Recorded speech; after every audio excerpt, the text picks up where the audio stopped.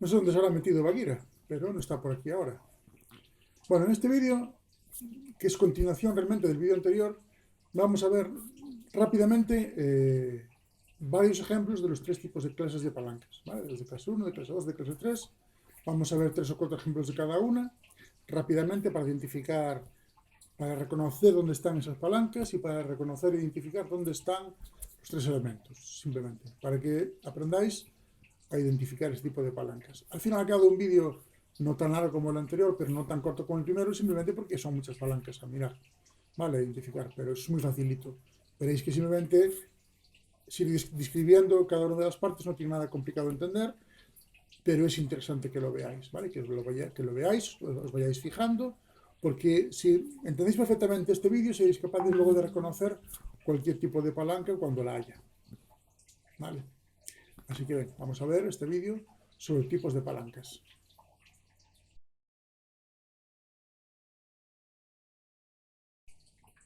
Antes de ver algunos ejemplos de palancas, vamos rápidamente a recordar lo que era una palanca. Vemos que una palanca es un mecanismo de transmisión lineal. De transmisión porque recibe un tipo de movimiento y transmite ese mismo tipo de movimiento. Recibe un movimiento lineal, normalmente de empujar o de tirar de, y transmite un movimiento lineal. El movimiento de salida sigue siendo también de empujar o de tirar, que es lo que le comunica al receptor. Veíamos que las palancas cumplen la famosa ley de la palanca, en la que nos dice que el producto de la resistencia por la distancia que le separa el punto de apoyo es igual al producto de la fuerza que ejercemos por la distancia al punto de apoyo. O lo que es lo mismo, la relación entre la fuerza que hacemos y la resistencia que tenemos que vencer es el cociente entre esas dos distancias.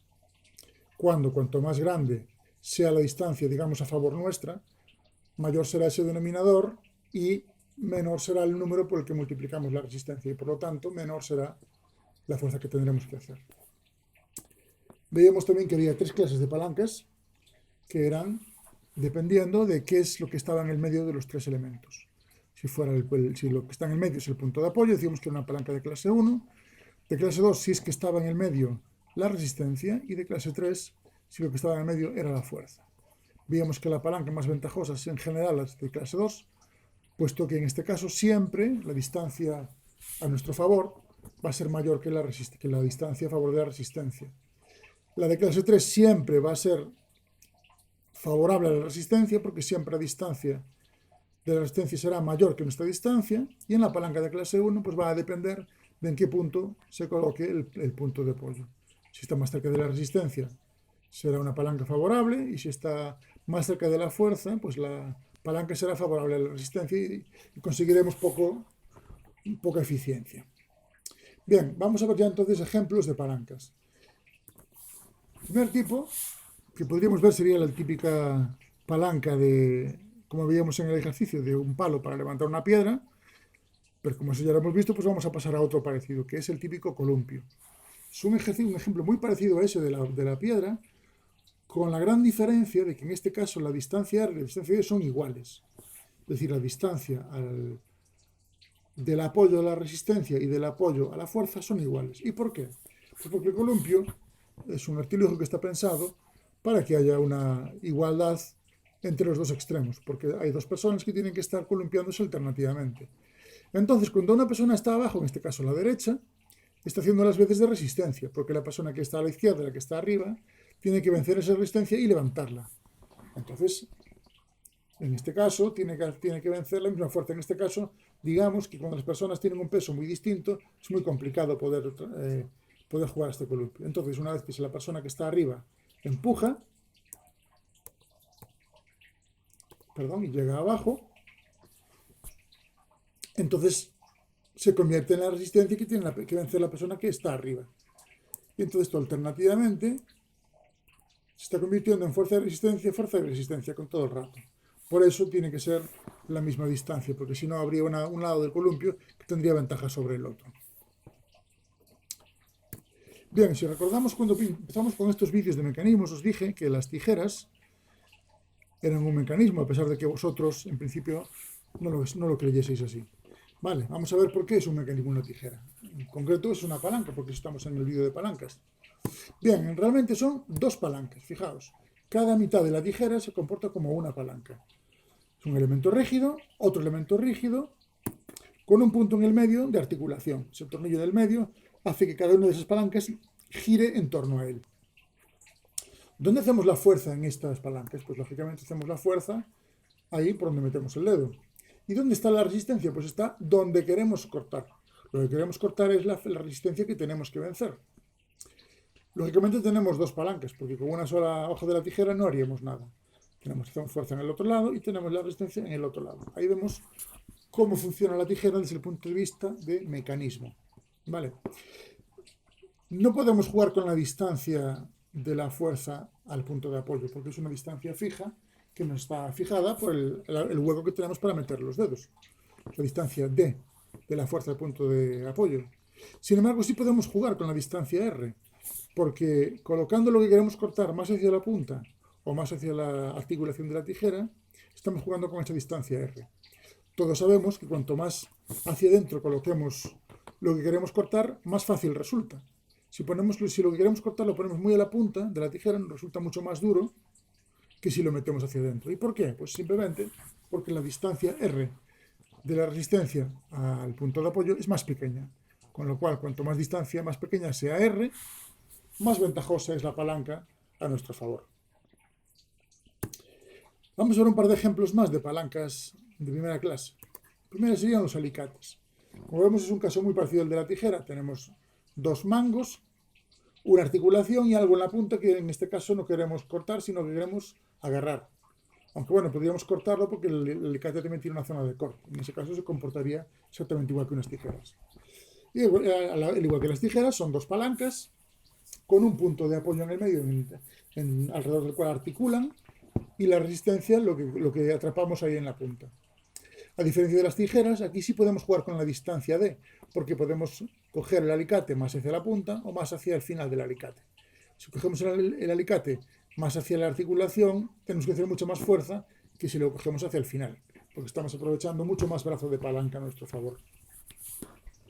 Otro ejemplo parecido es el de las tenazas, ¿vale? Las tenazas que se utilizan para cortar alambre normalmente, ¿no?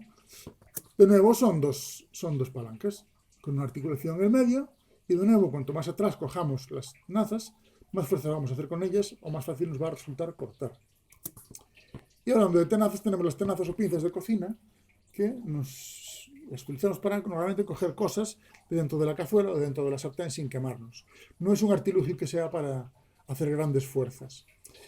Aquí, al contrario que en el caso anterior, no podemos jugar ni con D ni con R, puesto que la fuerza tenemos que hacerla ahí donde entran los dedos y la resistencia la vencemos ahí donde está el final de las tenazas. No podemos arrimar la resistencia más hacia la articulación ni los dedos. Están en distancias fijas, pero como dije antes, esta palanca no está pensada desde el punto de vista de la ganancia mecánica, sino desde el punto de vista de la comodidad simplemente. Y no vamos a ver más ejemplos de palancas de tipo de primera clase. Como vemos, siempre que tengamos un artilugio formado por dos partes que articulan en torno a una articulación, valga la redundancia, vamos a tener una palanca de primera clase. Son todas muy parecidas. Vamos a ver el primer ejemplo de palanca de segunda clase. Un fuelle. Os puede parecer extraño esto como palanca, pero si nos fijamos un poco, vemos que de nuevo tenemos aquí un elemento rígido, el otro elemento rígido y el punto de articulación. ¿Vale? Eso al mover al abrir y cerrar ese fuelle, estamos articulando esas dos partes rígidas en torno a ese punto. Y la resistencia que estamos venciendo es la resistencia que hace el aire de dentro para ser expulsado por ese agujero tan pequeñito. ¿Vale? Entonces vencemos esa fuerza ahí en el medio y empujamos por los extremos. De nuevo, no podemos jugar con la distancia R, pero sí podemos jugar con la distancia D. Cuanto más atrás agarremos el fuelle, más distancia D tenemos a favor nuestra y más multiplicamos la fuerza que hacemos. ¿Vale? En esta palanca de clase 2, que como vemos tiene en el medio la resistencia. Bien, vemos aquí un sacachapas. Aquí es fácil identificarlo como palanca porque ya visto así de perfil ya parece una palanca, ¿no? Tenemos una parte rígida ahí Y ahora hay que identificar las partes. Tenemos el punto de apoyo. ¿Por qué ponemos el punto de apoyo ahí? Porque esa es la parte, si nos fijáramos cómo se mueve esta palanca, podríamos ver que rota en torno a ese punto, que es el punto que permanece fijo, mientras toda la palanca se mueve. Estoy describiendo un arco. Hacemos la fuerza de atrás. Cuanto más atrás cojamos el sacachapas, más fuerza hacemos. Y la resistencia está ahí en la parte de la chapa que se dobla, que la chapa se opone a ser doblada y nosotros la doblamos. Ahí sería la resistencia. Por lo tanto, vemos que está en el medio de las tres cosas, la resistencia. Si os recordáis, os dije que las palancas no tenían por qué ser una barra, como dice el libro. Pueden ser algo muy distinto de una barra, y fijaos lo distinto que es esto de una barra, toda una carretilla. ¿Vale?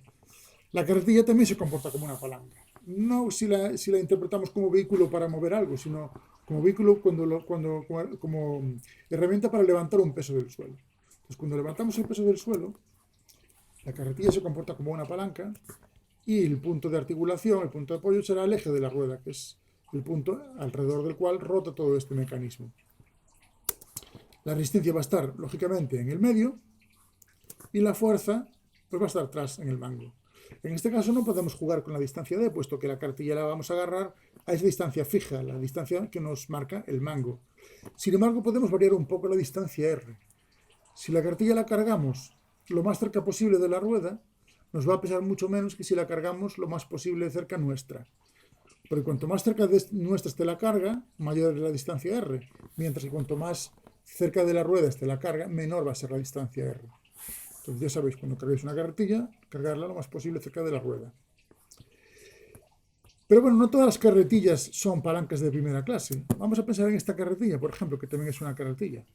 Ambas en español se llaman carretilla y fijaos en inglés, pues se llaman de una manera muy parecida también. Para entendernos podríamos hablar de la carretilla de una rueda o de la carretilla de dos ruedas.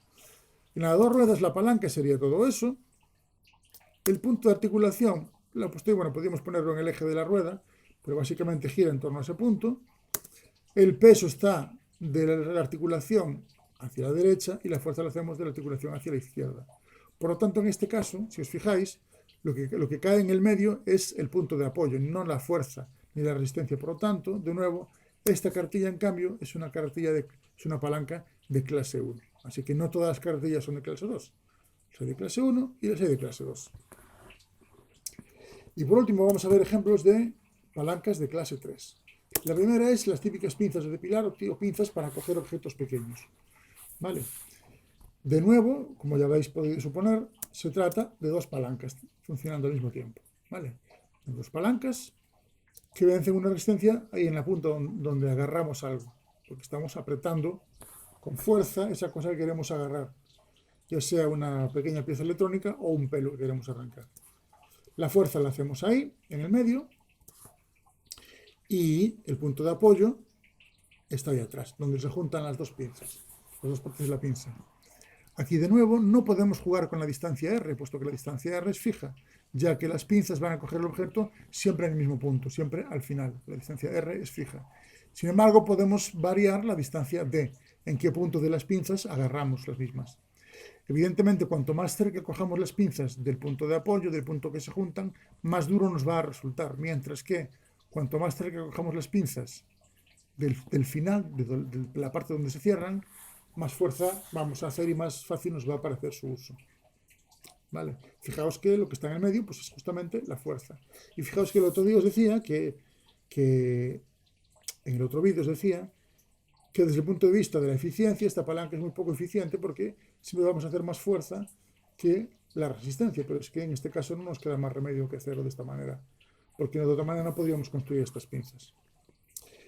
Bien, el siguiente ejemplo es un ejemplo de mecanismo natural, de una palanca natural, no una palanca hecha por el hombre, sino una palanca natural, que será nuestro brazo. Si nos fijamos en nuestro brazo, en la parte que va del codo a la mano, y queremos levantar un objeto con el brazo como está ahí, eso se comporta como una palanca.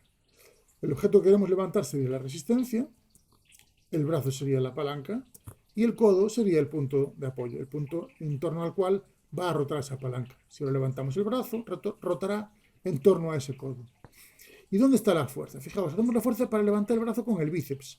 El bíceps está inserto en el hombro y en el brazo. ¿Pero en qué parte está inserto en el brazo? Pues está inserto en la parte que está el tendón. Ahí está inserto. Entonces el bíceps tira del brazo por ahí. Por lo tanto, queda en medio del punto de apoyo y la resistencia. Fijaos que como palanca, el brazo es una palanca muy poco eficiente, puesto que la distancia de la fuerza al punto de apoyo es muy inferior a la distancia de la resistencia al punto de apoyo.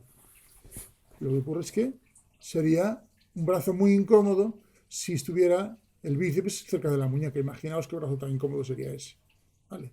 Este brazo es muy poco eficiente desde el punto de vista de la palanca como ganancia, pero es un brazo muy eficiente desde el punto de vista de usabilidad, porque al estar el músculo inserto tan atrás nos permite mover el brazo con mucha facilidad. Y el último ejemplo que vamos a ver de palanca de clase 3 es otra estructura natural, que es la boca, la mandíbula. Si nos fijamos, la mandíbula cuando mordemos algo se comporta como una palanca. Y fijaos qué distinto es la mandíbula de una barra, de nuevo. Recordando que las palancas no tienen que ser solamente barras. ¿Vale? Tenemos toda esa mandíbula que se comporta como palanca. Lo que mordemos es la resistencia, que es lo que se opone, es la fuerza que hay que vencer. ¿Y dónde está la fuerza? ¿Dónde está inserto el músculo que tira de la mandíbula para arriba? Que es el masetero, ese que está ahí rayado ahí arriba. Pues tira, bueno, perdón, ese sería el punto de apoyo, el punto de la articulación en torno al cual rota la mandíbula. Y ahí estaría inserto el músculo masetero, que es el que tira de la mandíbula hacia arriba, en el medio. De nuevo, vemos aquí dos ejemplos de palanca de clase 3, el brazo y la mandíbula, que serán poco eficientes, pero son los que hay. Es decir, la naturaleza lo ha hecho así y nosotros lo analizamos desde el punto de vista de la mecánica y lo reconocemos como palancas de grado 3. En algunos perros la mandíbula no es así, sino que el punto de articulación está en medio de la mandíbula y el músculo está inserto después, comportándose como unas tijeras. ¿Vale? Es lo que se llama la mandíbula en tijera de algunos perros. Estos perros tienen una mordida muy poderosa porque ese músculo hace muchísima fuerza. Ese músculo está utilizando una palanca que es mucho más eficiente que la palanca de nuestra mandíbula. Ya para terminar, vamos a ver los conceptos clave que en este vídeo pues son muy poquitos. Primero, tenemos que recordar que hay palancas naturales y palancas artificiales, muy importante. Segundo, recordar que había tres tipos de clases de palancas, dependiendo qué es lo que está en el medio de los tres elementos: apoyo, resistencia o fuerza. Y cómo tenemos que trabajar con las palancas, tanto cuando sea con un ejercicio para resolver una palanca o cuando tengamos que diseñar una palanca. Lo primero es dibujarla. Dibujamos la palanca si la estamos diseñando, si estamos haciendo un ejercicio, dibujamos lo que nos están contando. Una vez dibujada la palanca, dibujamos los elementos. Y los elementos son apoyo, fuerza y resistencia. Una vez que hemos colocado la fuerza, el apoyo y la resistencia, dibujamos las distancias, R y la distancia D. A continuación identificamos qué es lo que conocemos y qué es lo que queremos averiguar. He dicho de otra manera, los datos y las incógnitas. En el ejercicio del vídeo anterior, en un caso teníamos de datos el peso de la piedra, la distancia y la distancia de la fuerza, y había que averiguar la fuerza. Y en el otro ejercicio había que averiguar había que averiguar la distancia y sabíamos la fuerza. Pues hay que identificar lo que sabemos y lo que tenemos que calcular. Y una vez que sabemos eso, aplicamos la ley de la palanca y despejamos en esa sencilla fórmula, que es esta, os recuerdo, lo que queremos calcular. ¿Vale? Siempre lo que queremos calcular, una de esas cuatro cosas, va a quedar en un miembro de la expresión y la cosa que está multiplicando a esa cosa que queremos calcular pasará dividiendo para el otro lado. Siempre va a ser así de fácil. Por último ya, os pongo el vocabulario, como siempre. Le dais a pausa en cuanto termine de hablar y veis que aquí hay muy poquitas palabras nuevas porque básicamente todos los conceptos se introdujeron en el vídeo anterior. Aquí simplemente están cómo se llaman estos artilugios en inglés. Y sin más, pues me despido hasta el vídeo siguiente.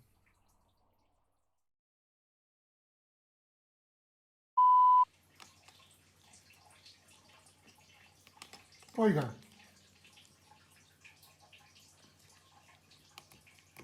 deja mis bolis.